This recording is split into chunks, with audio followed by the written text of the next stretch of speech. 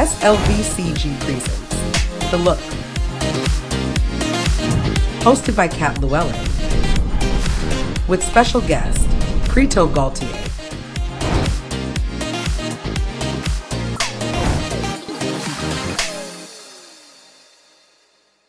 Welcome, everyone, to the latest episode of The Look, brought to you by the SLVCG. This week, we are doing a wonderful show, and it goes around the wonderful film called Viper Isles. Today, we have the wonderful machinima creator, Crito Galtier, joining us for our interview on his inspirations and all the exciting aspects of the film.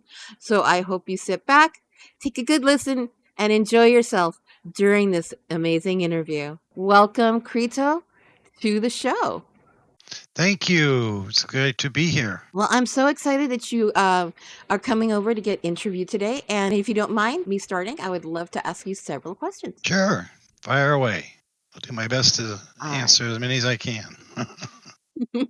Well, my first one is, what inspired you to film Viper Isles? Well, mostly it was the build. I mean, when I first went there, I just looked around and I went, wow, this is amazing. And, as machinimatographers or videographers, whether you're doing things in real life or in Second Life, I walk around with a blank canvas in my hand, and when I see something that's amazing, I just go, wow, this is like art. So I need to capture it and create another form of art, being machinimophotography, from it. So a lot of it had to do with the build, of course. Now, it was really exciting how you blended the imagery and music and prose. How did you get started, and what were the key building blocks that help you develop the film from beginning to end? Well, starting is always the hard part, right? It's getting the seed that's in your head to germinate into reality and whatnot. So um, it all kind of comes together when you when you start shooting video. And then I have learned that when I'm doing videos like Viper Isles, Echoes of Magic, that if you just do video and music, and it's hard to do a full build sometimes in 1 or 2 minutes. So this one ended up being 10.5 minutes, and it's hard to get people's attention when they're watching a video for more than like 1 or 2 minutes. So I decided to include the prose in it, and to see if people might follow the story a little bit longer. And it did work. People are still not watching it all the way through, but they are watching it a little bit longer. So as far as what pieces helped me build the film, it was based on the video, of course, and the combination of the prose as well as the music. You did an amazing job in how you leverage storytelling to engage the viewer, and you blended in the scriptures and the statuary, and then tying it in together with the prose. And I loved how you had the voices slightly shift so that you could hear different perspectives from the different characters within the prose, which I loved. Where did you find the prose for this particular film? Because I thought it was really well done in that respect. Well, actually, Marcarius and I kind of came up with it together as we went along. So that was something we kind of crafted by looking at the build and just having some fun with it, actually. So yeah, so that was sort of self crafted, actually. So And you also chose like this really amazing music for this piece. It's soft, it's a soft build, and then it builds up and it gets more exciting to watch as you get deeper into the story, which I really love. What was it really hard to find that piece of music? Because it's like you start the flow and then all of a sudden you have this other challenge that's in front of you and you're like, oh my God, how do I do that? And I mean, I looked at that and I was like, how did he tie this? It was so good. I was like, wow, I was just so thoroughly impressed at oh, how thank the you. effort that you put into it. Yeah, it was amazing. Yeah, thank you so much. Music is always the hardest part.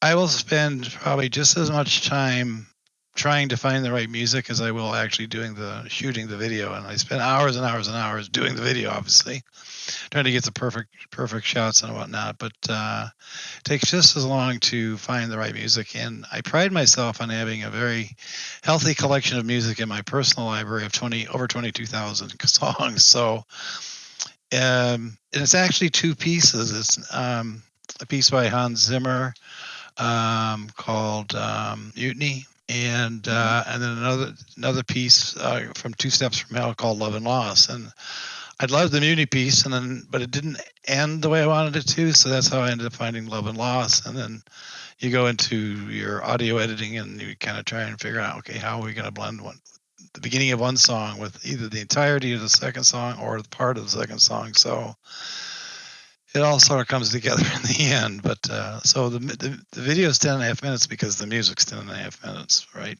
So they kind of come together. So, but music is absolutely the foundation of any video that you do, whether it's background music over dialogue or regular script, like if you're doing a story or actual movie with actors and characters and whatnot, or if you're narrating a a documentary or showcase video like Viper Isles Echoes of Magic was. Music is always the foundation because it, like as you noted, there are highs and lows, and it kind of brings you along. It's the track that represents the roller coaster that you're taking the people that are watching the video on. So tying it in with the prose or your script and then the video at the same time, that's the magic that happens in editing. And as important as it is to obviously find or shoot good video, pulling it all together in editing is where all the magic happens, right? So because that's when you kind of orchestrate and put everything together. Now, what were your tools that you used to leverage to capture movement and capture your shots? Oh, that would be my 3D Connection Space Mouse. I absolutely love my Space Mouse, and I not only use it for shooting video, I use it all the time in Second Life. That's how I move my camera around in Second Life.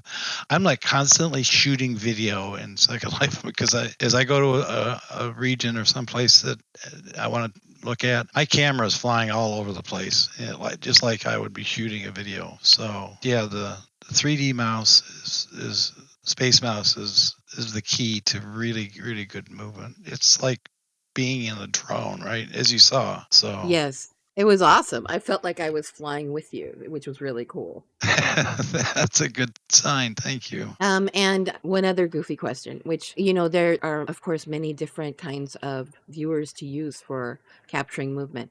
Which is your favorite viewer? Is it third party or is it original? It's funny because I had started shooting on Firestorm, and then the Aperture viewer came out, and it changed everything. I'm just such a huge fan of the Aperture viewer, the color. I mean, everything.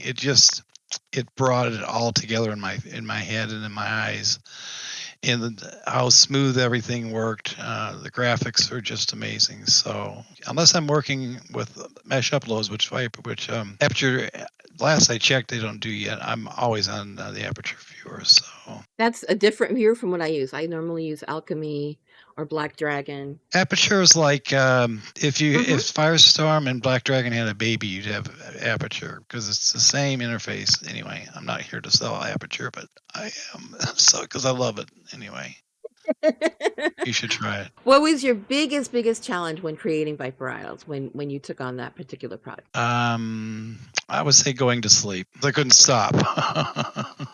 No, seriously. The narration probably was the biggest challenge because writing the prose was not as hard as actually getting it into spoken word, and I used AI voice for that. And if you guys haven't used AI voice yet, oh my God, it's cool, but trying to get the inflections just right and everything. I think there were close to 1,000 different little files that I had to stitch together to get that entire narration the way I wanted to. Sometimes it would do the entire sentence, or sometimes the whole paragraph perfectly except for one word, and I have to try and get that one word right. So anyway, Now, as a machinima creator, what skill did you bring to this project that you are most proud of? probably the narration, I think, because I really like the way it came out. Although there are some video shots in there that I'm just thought were some of my best shots in transitions and whatnot. But I really like the way the prose and the narration came out because it did give it a little different twist than things that I've done before. So I would say, yeah, the narration. Now, being that this work has been recognized and obviously appreciated by many, including myself, Thank you. My thoughts are, like, as a creator, what is some decent advice you can give for somebody who kind of wants to, dip their toe in machinima? Some advice. Well, the two biggest pieces that I struggle with until I finally achieved what I call a very satisfying experience was making sure the 3D mouse makes a big difference because you get really good smooth movements, just like a real life camera, Hollywood camera would give you in your graphics card, and invest as much as you can in those, and then just go out and have fun. I shoot video all the time and make little tiny videos, and they're just for me. They're just for fun. I don't publish everything, so because sometimes things don't come out to be anything more than just a little postcard that I made for myself or whatnot. So that's a great way to practice. So get out, shoot, get your video editor out, throw some music in, and have fun. And that does it for this episode of The Look. If you're an SL director that would love to give us an exclusive sneak peek behind a project you completed or are currently working on, don't hesitate to reach out to us via email or hop onto our Discord and come say hi. Until next time, keep those cameras rolling. And as a little helpful tip, always back up those files. Always back up and keep copies, different versions of your project too, because I've gotten to the point where I've gotten so messed up in a project and there was no going back. So different versions helps. Backups, backups, backups. And templates too, because if your intro is messed up and you forgot to save it, guess what? Your intro won't be the same in the next episode. You're dragging the whole cast back. Yes, you are. Oh, God, yeah.